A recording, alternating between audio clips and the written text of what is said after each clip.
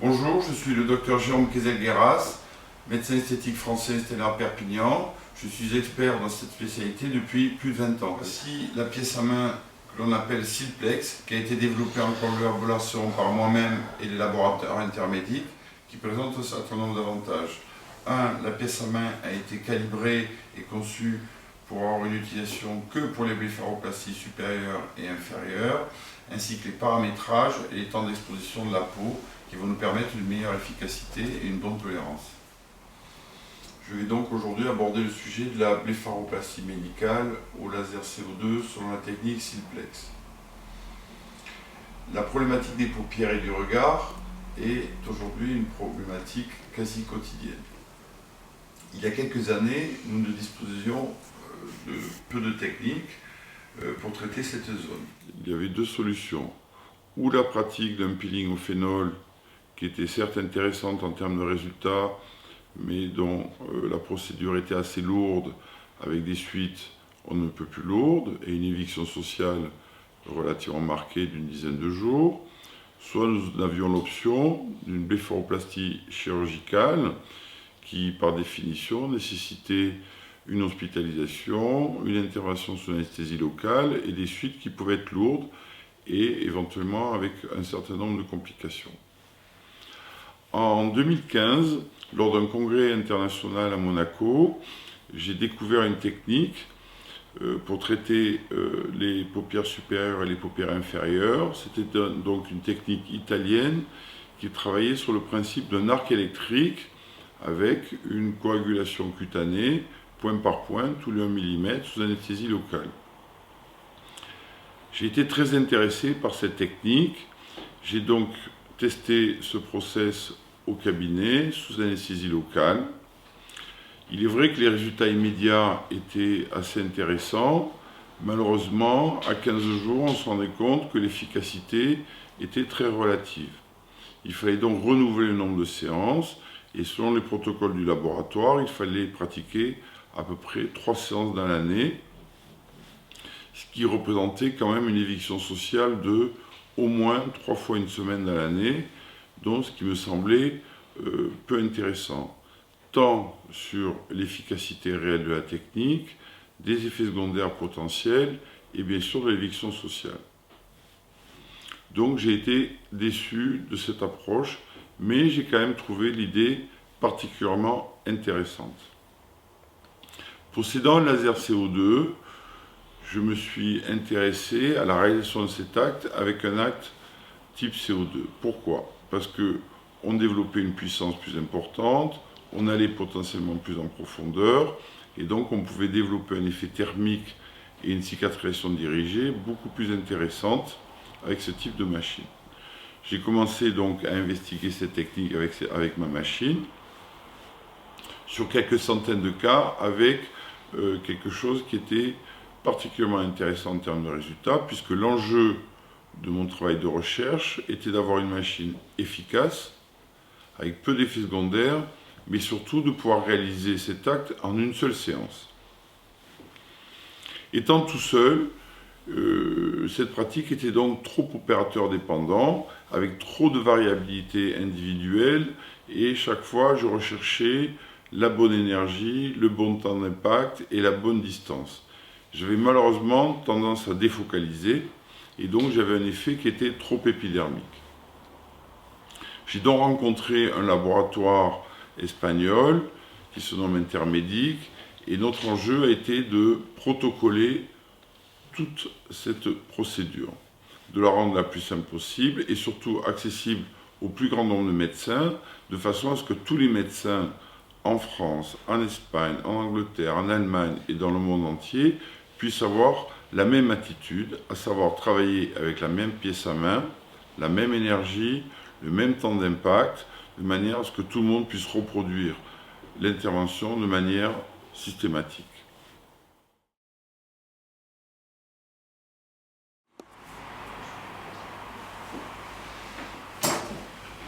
Donc on applique l'EMLA, qui est un produit hydrophile et qui donc va avoir des vertus de potentialisation de l'activité du laser CO2. Donc plus il y a d'eau dans la peau, plus on on aura une efficacité et une meilleure absorption du faisceau. Je pense au contrôle des laséristes qui me contrediront si je dis.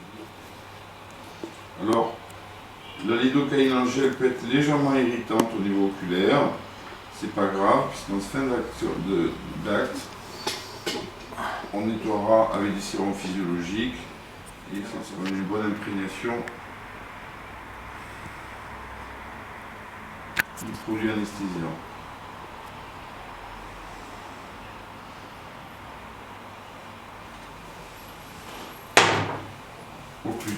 Pansement occlusif obligatoire pour potentialiser l'action.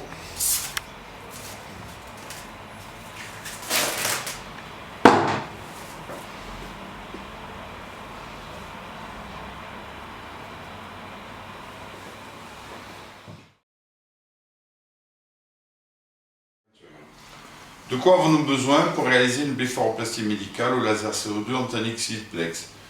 D'une intervalle pour soulager la patiente une fois que l'acte a été fait, de papier absorbant pour enlever le gel anesthésiant, de quelques compresses pour finaliser l'ablation du gel anesthésiant et de sérum physiologique à usage oculaire une fois que l'acte aura été fait pour rincer la cornée, parce qu'un peu de gel anesthésiant a pu glisser sur la cornée et ça peut être un peu irritant. Première étape, je branche la machine.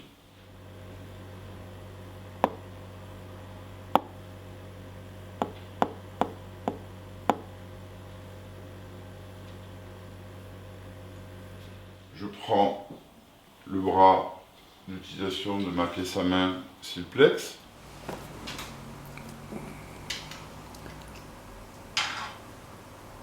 Ah, super.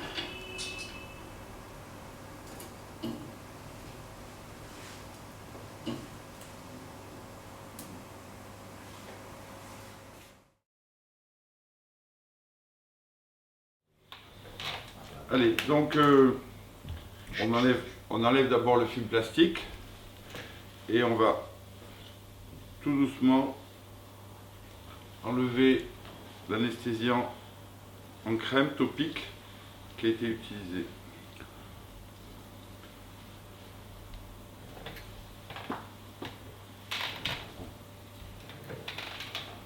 On utilise une compresse pour que la peau soit bien sèche.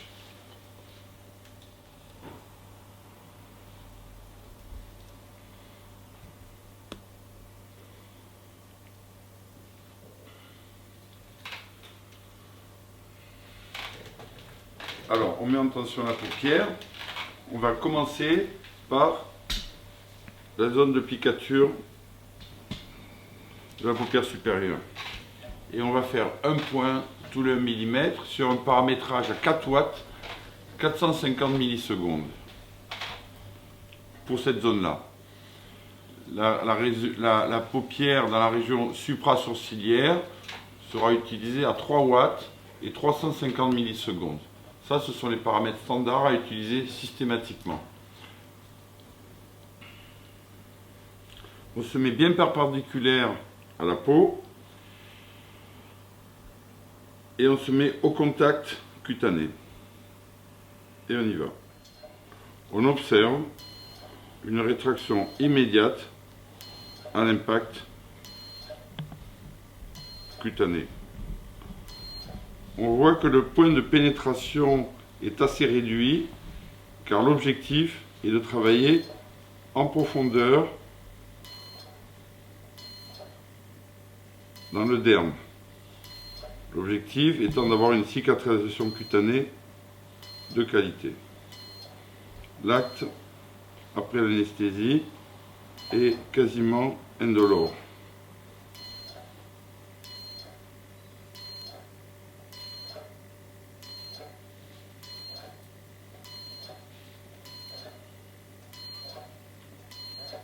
Les points sont relativement serrés.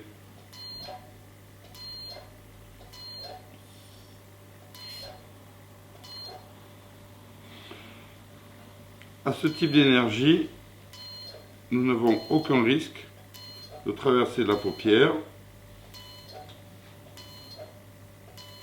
qui ne nécessite pas l'utilisation de coques intraoculaires qui alourdissent la procédure et qui donneront en général une irritation cutanée dans les jours qui suivent. Ça va? Il faut traiter systématiquement tant que la peau présente une irrégularité cutanée ou des zones de flétrissure.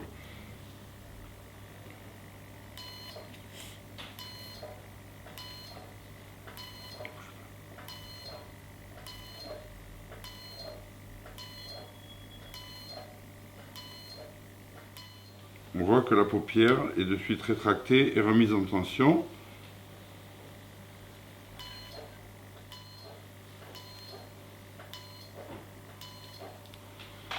Voilà.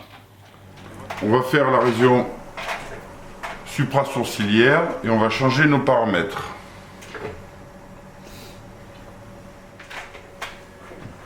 Pour la région suprasourcilière, j'ai un faisceau guide à 20% pour ne pas être ébloui au moment du traitement, 350 le temps d'impulsion et 3 watts pour l'énergie globale. Cette zone peut être légèrement plus sensible malgré l'anesthésie.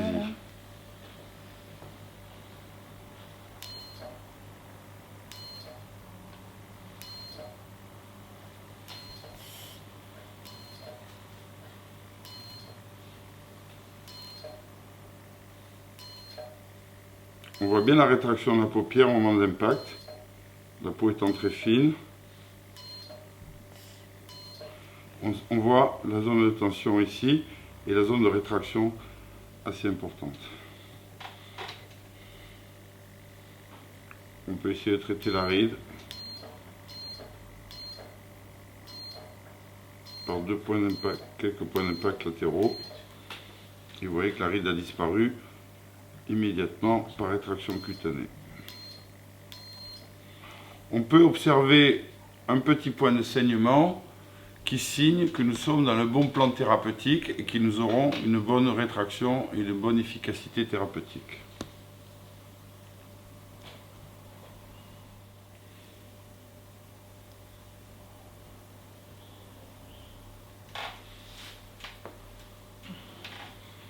Alors, la pédale.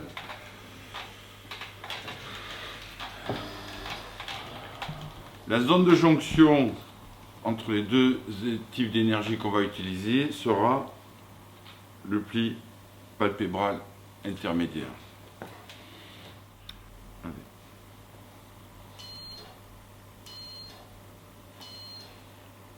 On voit que la zone de désépidermisation est faible, ce qui signe que notre faisceau travaille plus en profondeur que de manière épidermique.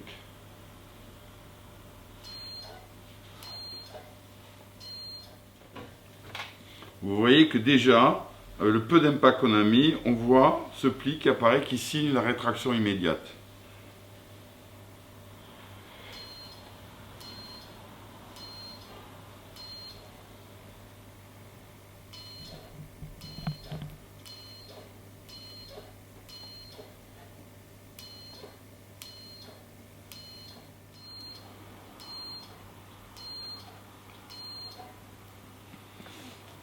Ces plis-là n'étaient pas tout à l'heure. Ils signent la rétraction immédiate due à l'énergie du laser.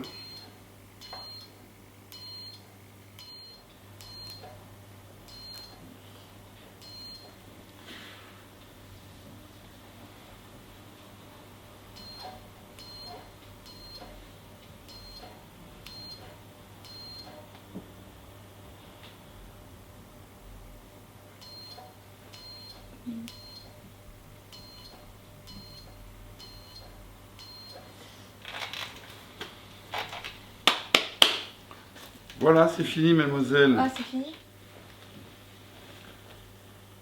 Maintenant, on va nettoyer le globe oculaire au cas où un peu de gel anesthésiant aurait coulé, de manière à ce qu'il n'y ait pas d'irritation dans les jours qui suivent. Donc, c'est du chlorure de sodium tout simple. Ouvre les yeux. Ouvre. N'aie pas peur.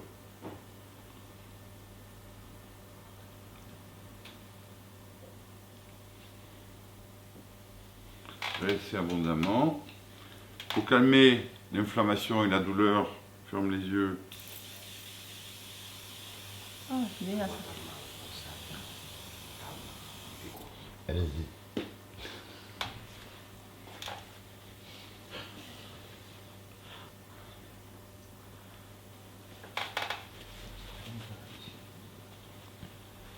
Vous pouvez ouvrir les yeux, mademoiselle.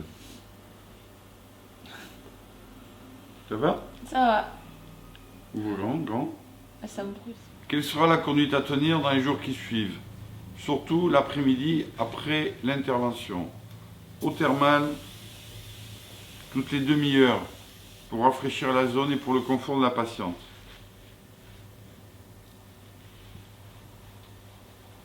Ne rien faire pendant 4 jours. Et à l'issue de ces 4 jours, commencez l'application d'un corps gras type vaseline, bépantène ou cycalphate ou un produit avec lequel vous avez l'habitude de travailler, à appliquer 4 fois par jour en couche fine. Revoir systématiquement la patiente au 10e jour pour envisager la stratégie à tenir. En général, une application d'un corticoïde en crème sera utilisée pendant 15 jours après l'acte, matin et soir, en couche fine. Protection solaire impérative et port de lunettes de soleil pendant la semaine après l'acte. Aucune éviction sociale, la patiente peut mener une vie normale tout en portant des lunettes de soleil. Et voilà. Allez, go. On les a. Go. Donc toujours la procédure, zone d'injection du pli palpébral. Donc là on a une bonne hydratation cutanée, donc on aura une bonne pénétration du laser. Le temps de pause a été d'1h15. Le temps de pause a été d'1h15 au niveau de l'anesthésie.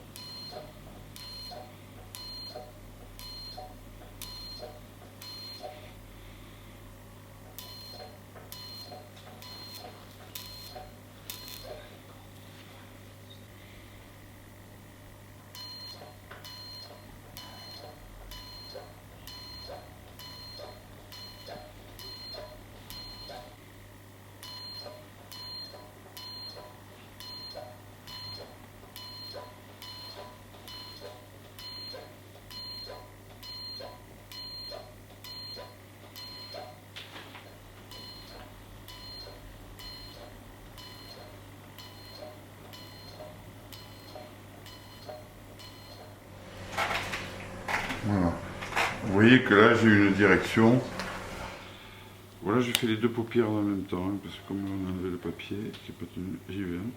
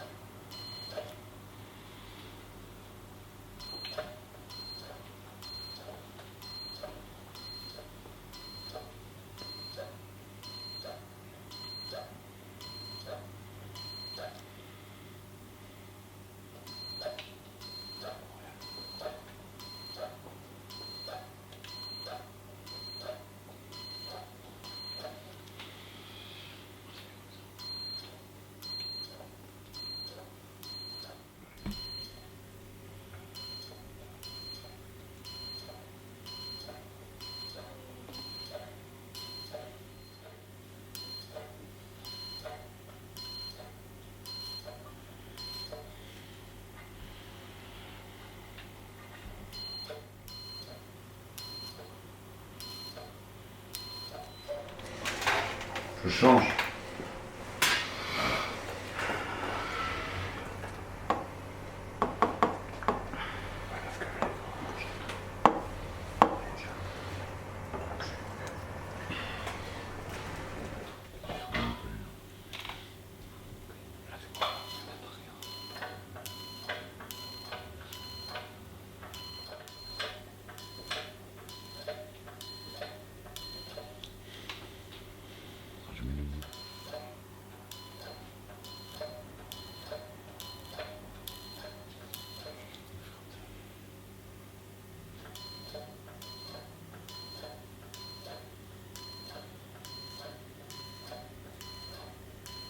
Ça va, Miss? Ok, je parle de coque intraoculaire, hein, je parle. Pardon. On est sous coque, mais vous, non. Tiens, allez-y. Donc là, on change les paramètres.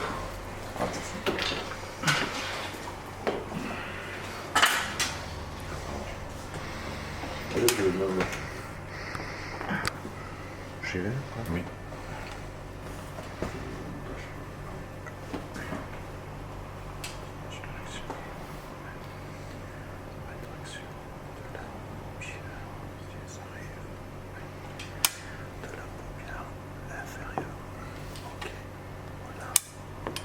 Génial.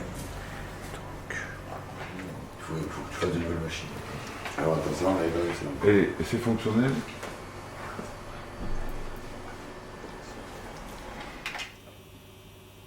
C'est super bon.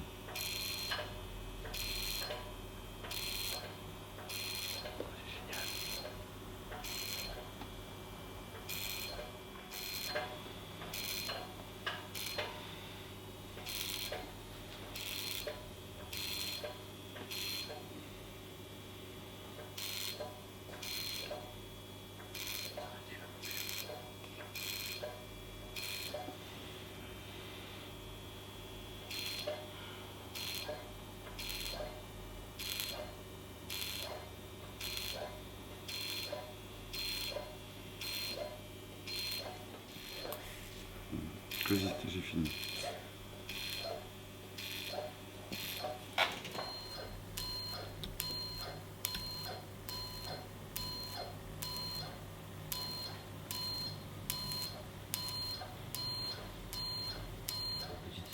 Et c'est mis ou pas? Il faut qu'elle travaille à 4 watts, hein? De toute façon, normalement, la machine se règle directement à 4 watts, non? Rémi, on change? Pas sûr, ouais.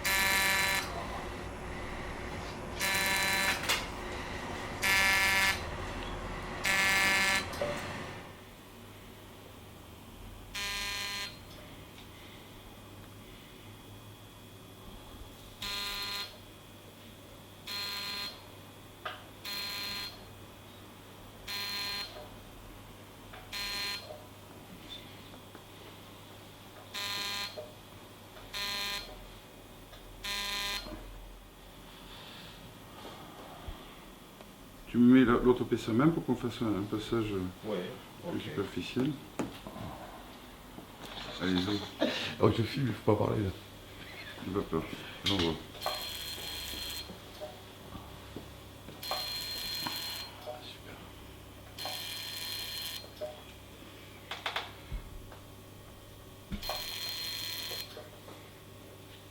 Je rappelle, Ouais, et on se voit vendredi matin, d'accord.